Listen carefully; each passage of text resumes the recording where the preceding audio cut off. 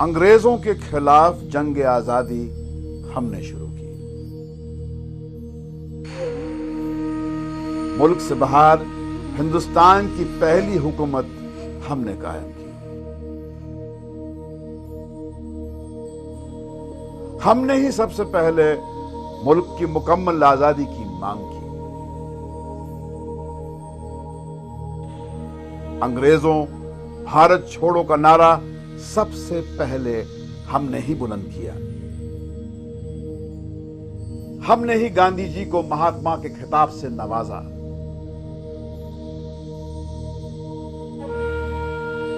हमने ही हिंदू मुसलमान एकता और भाईचारे की नींव डाली। पाकिस्तान बनाने का हमने सख्ती से विरोध किया। लोग हमें जमीयत उलमाए हिंद कहते हैं।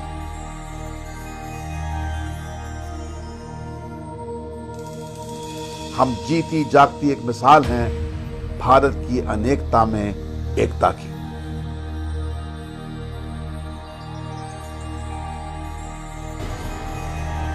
अपनी आखिरी सांसें गिन रहे मुगल साम्राज्य का उस दिन अंत हो गया जब ईस्ट इंडिया कंपनी ने दिल्ली पर अपना कब्जा जमाते हुए मुगल बादशाह शाह आलम की हिफाजत अपने जिम्मे ले ली। ईस्ट इंडिया कंपनी ने उस दिन दावा किया, खल्क खुदा का, मुल्क बादशाह का और हुकूमत कंपनी बहादुर की। इसके जवाब में दिल्ली के शाह अब्दुल अजीज ने मुस्लिम उलेमा की तरफ से एक फतवा जारी करके कहा, मुल्क गुलाम हो गया है, मुल्क को आजादी दिलाना अब हमारी जिम्मेदारी है। सन 1857 में हुई बगावत से जब हिंदुस्तान में अंग्रेजों के खिलाफ पहली जंग आजादी शुरू हुई तो अपनी जान की परवाह किए बिना उलेमा बागी सिपाहियों के साथ खुलकर मैदान में उतर आए। ईस्ट इंडिया कंपनी ने ये ऐलान किया कि जहां भी मौलवी मिले पकड़ो और मार डालो। चुनांचे मौलवी कौन है उसकी अलामत और पहचान ये बताई गई कि जिसके मुंह पर दाढ़ी हो या लांबा कुर्ता हो। 50,000 से ज़्यादा दाढ़ी कुर्ते वाले उसके बाद पूरे मुल्क में कत्ल किए गए। दिल्ली और उसके कुर्ब जवार में जहाँ उलमा का गढ़ हुआ करता था, बड़े बड़े उलमा पाए जाते थे और बड़े बड़े काम होते थे, उन इलाक़ों में ये पोजीशन हो गई थी कि लोग अपनी मैयत को लेकर गांव गांव घूमते थे कि शायद फला गांव में 12 उलमा थे, शायद कोई वहाँ मिल जाए। वहाँ पहुँचते तो कोई नहीं। दूसरे गांव में गए, तीसरे में गए, और जब लाश में से बदबू उठने लगती थी तो बिना जनाजे के दफन कर देते थे। ये हालत हो गई। ऐसे वक्त में जो चंद उलमा बच गए थे उन्होंने फैसला किया कि इस लड़ाई को अगर आगे बढ़ाना है तो हमें इस्लामिक एजुकेशन के इंस्टीट्यूशन कायम करने चाहिए। और उसके 10 साल के बाद 1867 में 67 में देवबंद में एक छोटा सा मदरसा शुरू किया गया। एक तालिब इल्म, एक उस्ताद, और उस मदरसे के वो पहले तालिब इल्म थे जिनको दुनिया शेखुल हिंद मौलाना महमूद हसन देवबंदी के नाम से जानती है, जिन्होंने वो रेशमी रुमाल की तहरीक चलाई और राजा महेंद्र प्रताप को उसका सदर बनाया अफ़गानिस्तान की गवर्नमेंट इन एग्जाइल का, और गांधी जी को महात्मा का खिताब दिलवाया और आज़ादी की लड़ाई में गांधी जी को लीडर बनवाया। उलेमा ने ही रेशमी रुमाल की तहरीक शुरू करके जर्मनी और जापान की मदद से अंग्रेजों को मुल्क से उखाड़ फेंकने का प्लान बनाया। बदकिस्मती से अंग्रेजों को उनके इरादों का पता चल गया और उलेमा एक बार फिर अंग्रेजों की आंख की किरकिरी बन गए। पूरे मुल्क में सैकड़ों उलेमा गिरफ्तार कर लिए गए। शेखुल हिंद मौलाना महमूद हसन और उनके चहेते शागिर्द मौलाना हुसैन अहमद मदनी को तो गिरफ्तार करके हिंदुस्तान से बाहर माल्टा भेज दिया गया, जहां कई साल उन्हें जेल की काल कोठरी में बिताने पड़े। अपनी इस नाकामयाबी से उलेमा ये बात अच्छी तरह समझ गए कि हिंसा का रास्ता अपनाकर वे हिंदुस्तान की गुलामी को खत्म नहीं कर सकते। उलेमा ने सन 1919 में जमीयत उलमाए हिंद के नाम से एक नई तंजीम शुरू की और जन आंदोलन को अंग्रेजी हुकूमत के खिलाफ एक नया हथियार बनाया। पब्लिक ओपिनियन को फॉर्म करने में जमीयत का कोई मुकाबला नहीं है जंग आज़ादी के। ये सबसे बड़ी चीज़ थी कि जब फियर इतना छा चुका था लोगों के माइंड पे कि ब्रिटिश सरकार के खिलाफ बोलना तो दूर की बात, उनके बारे में सोचना भी लोगों ने छोड़ दिया था। ऐसा जहन बन चुका हो, आप अपने रूलर से इतने मरूब हो चुके हो कि आपकी आज़ादी की ख्वाहिश मर चुकी हो, ऐसे वक्त में कुछ लोग उठे और आपके दिल में आज़ादी की ख्वाहिश को जगा दे, इससे बड़ा कोई रोल नहीं हो सकता। गांधी जी के साथ जंग आजादी के हर मोर्चे पर जमीयत नेता कदम से कदम मिलाकर चलते रहे। 5 अगस्त 1942 को जमीयत ने जब सबसे पहले अंग्रेजों भारत छोड़ो का नारा दिया तो पूरे मुल्क में अंग्रेजी हुकूमत के खिलाफ लोगों का एक ऐसा सैलाब उमड़ पड़ा कि आखिरकार उन्हें हिंदुस्तान को आजाद करना ही पड़ा। लेकिन बंटवारे के मुद्दे को लेकर जगह जगह भड़के कौमी दंगों ने उस हिंदू मुस्लिम एकता को सबसे ज्यादा नुकसान पहुंचाया जिसने अंग्रेजों को हिंदुस्तान से बाहर खदेड़ दिया था।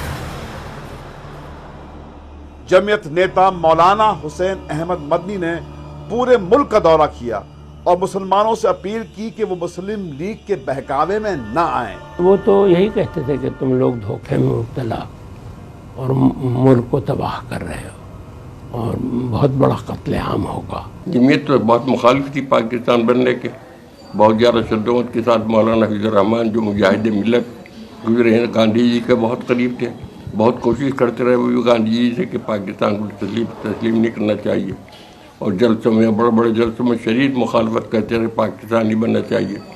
उन पर उन्होंने मुस्लिम वालों ने हमले भी कराए और उन्हें जो है कि परेशान करने की बहुत कोशिश की गई, मगर सब बर्दाश्त करते रहे और मुस्लिम लीग की मुखालफत करते रहे बराबर।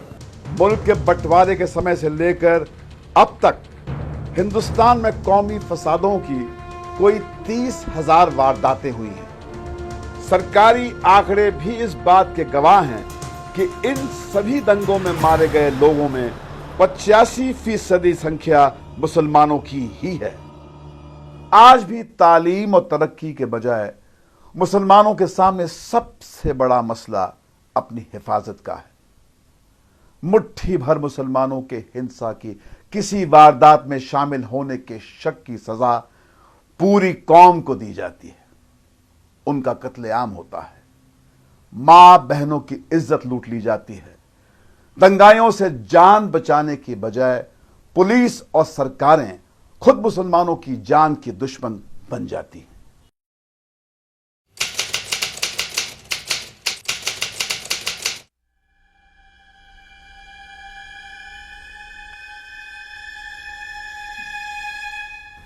इन वीरान पड़े घरों में कभी जिंदगी का बसेरा था।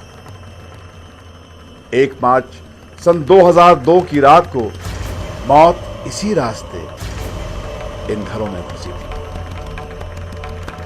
अपनी जान बचाने के लिए लोगों ने खुद को इस छोटे से कमरे में कैद कर लिया।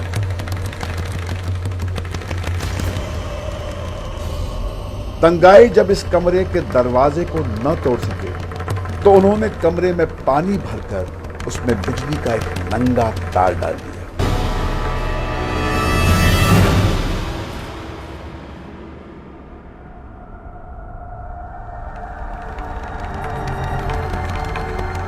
पुलिस को इस सकरी गली में दूसरे दिन सुबह 33 लाशें मिली। सभी मारे गए लोगों का सिर्फ एक कसूर यही था कि वे सभी मुसलमान थे। उस दिन का मंजर जब सामने आता है तो डर जैसा लगता है कि अभी ऐसा हुआ है, अभी होगा, ऐसा लगता है। उस दिन जब वो बात दिमाग में आ जाती है। हमीमा बीबी सिर्फ 21 साल की उम्र में विधवा हो गई थी। तभी से अपने 2 बच्चों की परवरिश वो अकेली ही कर रही है। लेकिन दंगाइयों ने उसकी रोजी रोटी का सहारा बनी न सिर्फ उसकी दुकान बल्कि उसके घर को भी आग के हवाले कर दिया। अपना अपना वतन हम छोड़ के आए, अपना सब चीजें, आज घर बार हम छोड़ के आए। एक चीज अपने हाथ से घूम जाती है, कितना बेचैनी होती है। पर हमने तो हमारा खाविन नहीं था, मजदूरी करके हमने मेहनत करके हमने खुद ने कमा के बचाया था, वो भी हमारा लूट गया। फिर हमको तो लगे तो सही नहीं, क्यों ना लगे। हमारे इतनी भी चीज दर्द आगी में लगा, कुछ भी मतलब नहीं बचा था, पहनने का कपड़ा हमारा सिर्फ बचा था। फिर हमको लगे तो सही नहीं। मुमताज अपने पति और बच्चों के साथ अपनी जान बचाने के लिए गांव गांव भटकती रही, लेकिन रास्ते में ही उसके पति को दंगाइयों ने इतनी बेरहमी के साथ मौत के घाट उतार दिया कि वो उस हादसे के 2 साल बाद भी अपने सदमे से नहीं उभर पाई। मैं आज भी गाड़ी में सफर नहीं कर सकती। आज भी मैं गाड़ी में बैठती तो उसमें कोई ध्यान रहता कि कोई अपनी बात करे, मुसलमानों को माने, बस मेरी ये दहशत रहती, दहशत नहीं निकलती है। यहाँ से बाजार में भी जाती तो मैं कुछ सामान लेने की समझ नहीं पड़ती, वो मंजर याद आ जाता है। बिल्किस के साथ दंगाइयों ने न सिर्फ सामूहिक बलात्कार किया बल्कि उसकी 2.5 साल की नन्ही बेटी का उसकी आंखों के सामने ही बड़ी बेरहमी से कत्ल भी कर दिया। 27 फरवरी 2002 की सुबह गोधरा स्टेशन पर अयोध्या से लौट रहे राम भक्तों और स्टेशन पर चाय बेचने वालों के बीच शुरू हुआ झगड़ा जब खत्म हुआ, तब तक साबरमती एक्सप्रेस का ये डिब्बा जलकर खाक हो चुका था। इस डिब्बे में सवार 59 यात्रियों की जलकर मौत हो गई। यह दिल दहला देने वाली एक ऐसी घटना थी जिसके लिए जिम्मेदार लोगों को कतई नहीं बख्शा जा सकता। तो जब हिंदुओं के जलाने की बात आई तो बगैर किसी तहकीक के किसने जलाया है? मुसलमानों ने पूरे मुल्क में बड़े बड़े जितने अहम थे सब ने उसकी बुराई की, बहुत बुरा हुआ। हरगिज़ ऐसा नहीं होना चाहिए था। और तहकीक की जाए किसने किया, और जिसने किया उसको सजा दो।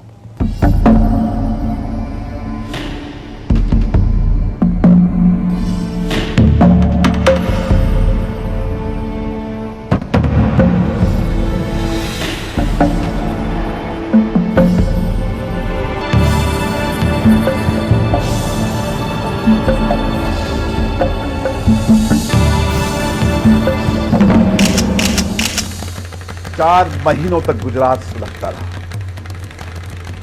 गुजरात की सरकार और पुलिस मुसलमानों को बचाने की बजाय दंगाइयों का ही साथ देती रही। देश की सबसे बड़ी अदालत सुप्रीम कोर्ट ने तो दंगे के एक मामले की सुनवाई के दौरान यहां तक कहा कि जिस समय गुजरात में बेकसूर मुसलमान औरतों और बच्चों को जलाया जा रहा था, उस समय उन्हें बचाने के बजाय राज्य के हुक्मरानों को यह चिंता सता रही थी कि वे दंगाइयों को किस तरह बचाएंगे। पुलिस और गुजरात की सरकार अगर सावधान होते तो गोधरा में हुआ हादसा कभी नहीं होता। लेकिन जिस तरह गुजरात के शहरों और गांवों में मुसलमानों को चुन चुन कर कत्ल किया गया, उससे साफ जाहिर होता है कि गोधरा में हुआ यह हादसा मुख्यमंत्री नरेंद्र मोदी और संघ परिवार के एक ऐसे षड्यंत्र का नतीजा था जिसकी वो एक लंबे अरसे से तैयारी कर रहे थे। जिस हादसे के लिए महज मुट्ठी भर लोग जिम्मेदार थे, उनके खिलाफ कानूनी कार्रवाई करने के बजाय पूरी मुसलमान कौम को जिम्मेदार ठहरा दिया गया।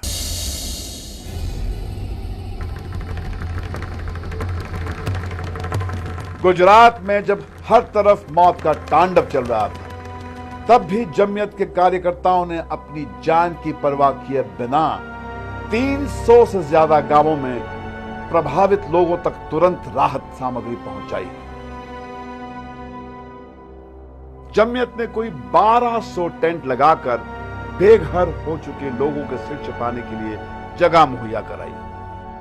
जैसे जैसे जमात वालों को पता चला वैसे वैसे उन लोग का सब साथ दिया और वैसे भी जमात उलमा ने पहले से पता लगा उनको, उन्होंने भी केमेम बनवा के वहाँ भी बहुत कुछ मदद करी, खाने की पीने की सब चीज़ों की सहूलत उनके साथ करी, कपड़ा लत्ता भी सब उनको दिया।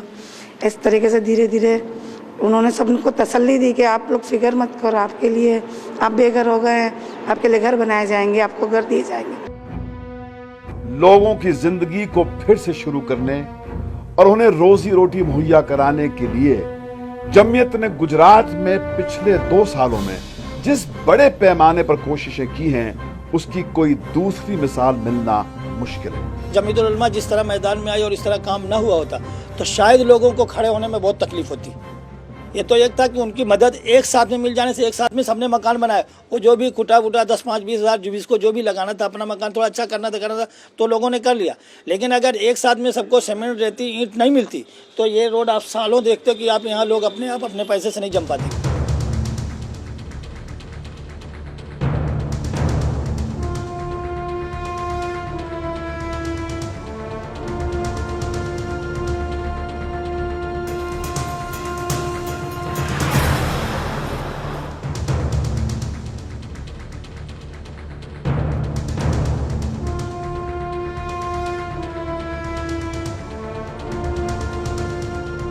दंगों की वजह से बेघर हो चुके कोई 3,500 परिवारों को जमीयत ने नए घर बनाकर दिए।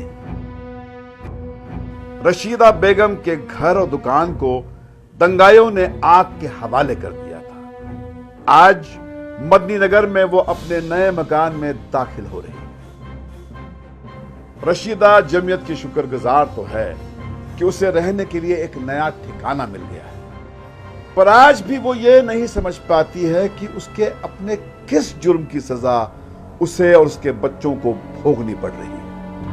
हमारा अभी सब जल गया, 1-1.5 लाख रुपए का नुकसान हुआ। दुकान पे रहते थे, वहाँ ही घर था रहने का, सब तो धमाल हुई, एकदम से भागे वहाँ, पर निकल नहीं पाए। मदनी नगर में बने इस प्रशिक्षण केंद्र में सिलाई की मशीन पर काम सीख रही हर औरत की अपनी एक दर्द भरी दास्तान, लेकिन रोजी रोटी की फिक्र और बच्चों की जिम्मेदारियों से वे अपने ऊपर हुए जुल्मों को भूलने लगी है। कि हमें अपने घर का ठिकाना हम लोग को हमें मिला, यहाँ रहने से घर मिला, उन्होंने घर दिया, घर का सहारा हमारे नहीं हुआ, हमारे आदमी को यहाँ रहने से नौकरी भी मिली, और कहते हैं ये मशीनें भी हमको, मतलब ये सिलाई भी सिखाएंगे, हम यहाँ रहने से बहुत हमको मदद मिल रही है। अहमदाबाद की दलित बस्ती चंडूला में दंगाइयों ने मुसलमानों की झुग्गी झोपड़ियों को जब आग लगाई तो वहां कई दलित हिंदुओं के मकान भी जलकर राख हो गए। इसलिए जमीयत ने जब हैदराबाद के उर्दू अखबार सियासत के साथ यहां सियासत एलायंस नगर बनाया तो उसने मुसलमानों के साथ हिंदुओं के लिए भी मकान बनाए।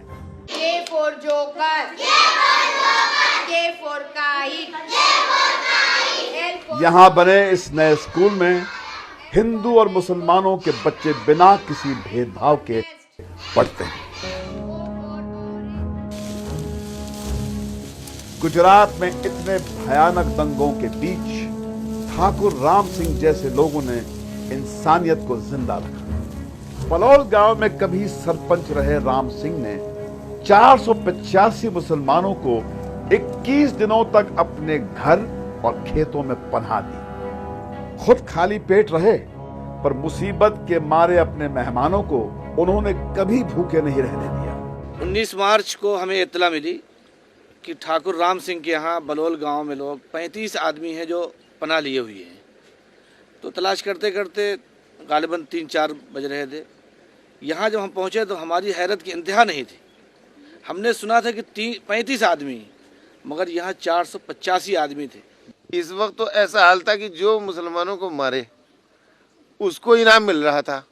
वो अपनी कम्युनिटी में बहैसियत, उसको इस बात का प्राइड था, फख्र था कि मैंने इतनों को मारा। ऐसे में एक शख्स अपनी पूरी कम्युनिटी के खिलाफ सिर्फ अपने क्षत्रिय धर्म को सामने रख करके खड़ा होता है। एक तरफ वो इतने लोगों को बचाता है, दूसरी तरफ इतने लोगों से लड़ता भी है। दुश्मन भी हो उसको बचाना है तो अपना काम है, लेकिन देश का दुश्मन ना होना चाहिए।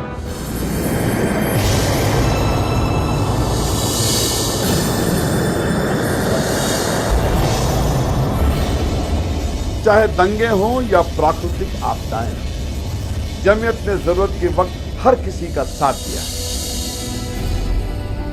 गुजरात में ही जब 26 जनवरी 2001 को जबरदस्त भूकंप आया तो राहत सामग्री लेकर पहुंचने वाली तंजीमों में जमीयत सबसे आगे रही। भारत पाकिस्तान सीमा के पास बसे कोथड़ा गांव तक जमीयत न सिर्फ राहत का सामान लेकर पहुंची, बल्कि उसने लोगों को रहने के लिए नए मकान भी बनाकर दिए। दर्जनों गांवों में नए मकान और रोजी रोटी के लिए मदद देकर जमीयत ने जल्जले से बेहाल हुए लोगों को जीने का एक नया सहारा दिया। अंजार में बने इस चिल्ड्रन विलेज में जमीयत ने न सिर्फ भूकंप बल्कि कौमी फसादों में अनाथ हुए बच्चों को रहने और उनकी तालीम का भी इंतजाम किया है।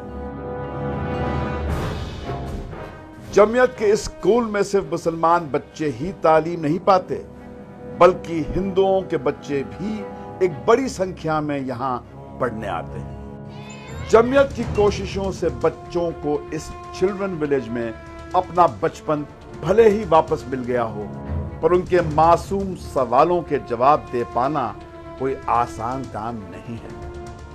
नसरीन को वो दिन आज भी याद है जब उसकी आंखों के सामने उसकी मां मकान के मलबे में दफन हो गई।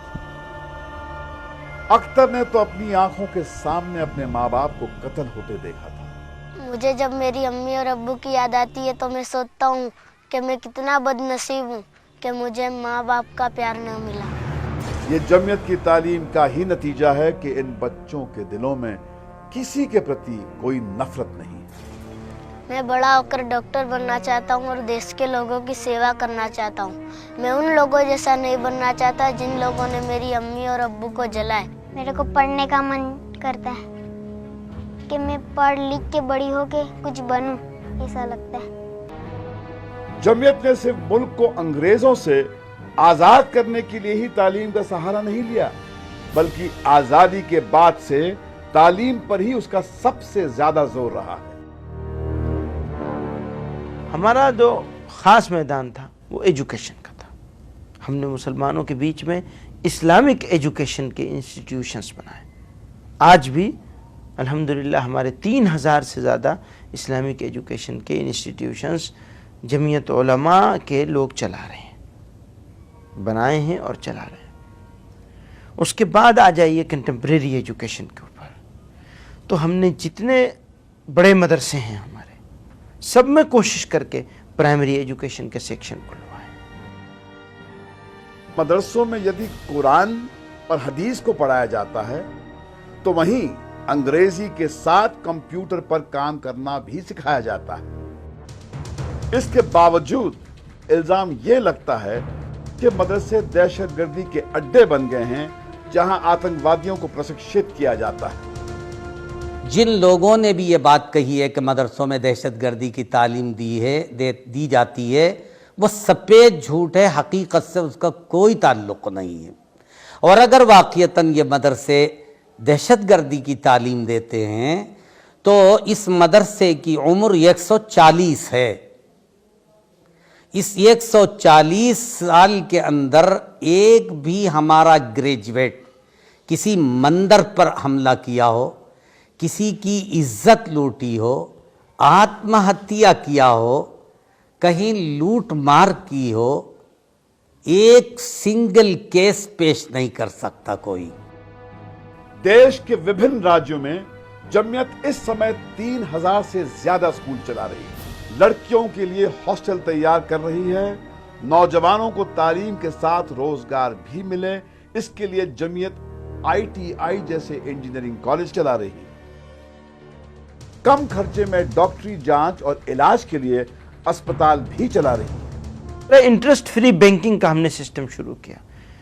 एक जगह शुरू किया, बना के दिखाया, चला के दिखाया। उस पैटर्न पर सारे मुल्क में इस वक्त 319 इस तरह के इंस्टीट्यूशंस चल रहे हैं। मुल्क की आजादी के 58 साल गुजर जाने के बाद भी 65% मुसलमान आदमी और 82% मुसलमान औरतें पढ़ना लिखना नहीं जानते। हिंदुस्तान में कुल आबादी का कोई 15% हिस्सा होने के बावजूद सरकारी नौकरियों में मुसलमानों की संख्या सिर्फ 3% है। फौज और पुलिस में तो मुसलमानों की 1% की भी हिस्सेदारी नहीं है। इसके बावजूद हर रोज उनसे मुल्क के प्रति उनकी वफादारी का सबूत मांगा जाता है।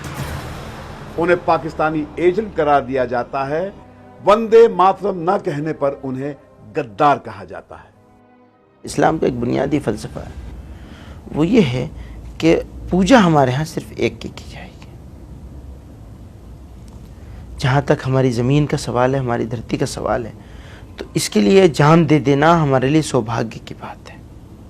लेकिन उसको खुदा का दर्जा नहीं दिया जा सकता, उसकी पूजा नहीं की जा सकती। पूजा तो एक, केवल एक।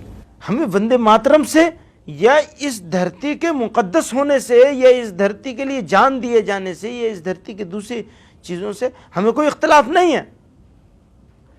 और साबित किया है जब जब मौका आया है मुसलमानों ने।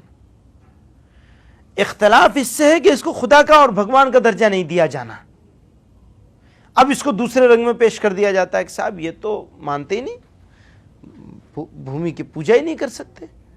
मसला चाहे फिलिस्तीनियों के साथ नाइंसाफी का हो या बोस्निया में मुसलमानों के कत्लेआम का, इराक के खिलाफ अमेरिका की गुंडागर्दी हो या फिर दहशतगर्दी को मिटाने के नाम पर पूरी दुनिया में इस्लाम को बदनाम करने की साजिश हो, जमीयत ने हर मसले पर अपनी आवाज बुलंद की है, जलसे की हैं और हर मजहब के लोगों को अपने साथ जोड़ा है।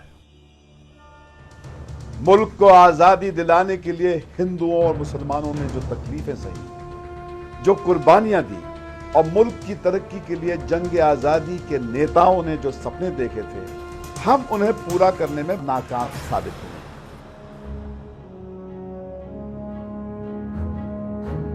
ये साबरमती एक्सप्रेस का जला हुआ डिब्बा और फिर सरकारी शय पर भड़के कौमी फसादात का जुनून इस बात का सबूत है कि हम आज भी आजाद नहीं हुए और आज भी गुलाम हैं।